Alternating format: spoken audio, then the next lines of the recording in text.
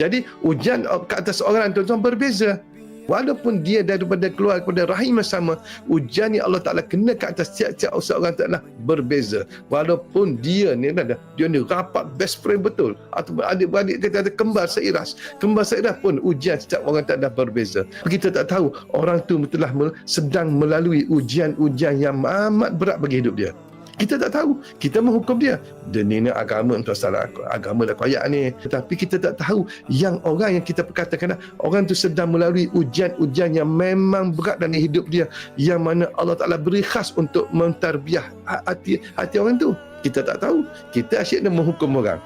Dan orang macam tu, kita takut bila dia diberi uji oleh Allah Ta'ala, dia sombong dengan ujian dia sendiri. Ada juga semua orang dia beri uji, dan dia tabah dengan ujian dia, tabah dia terlampau banyak dia uji, dan dia tabah dan dia lulus dalam ujian tersebut misalnya.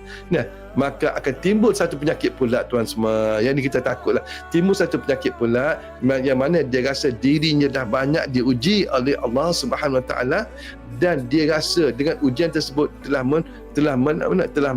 meningkatkan derajat dia sisi Allah Ta'ala, dan dia rasa lebih alim dan lebih layak untuk menegur orang lain pula.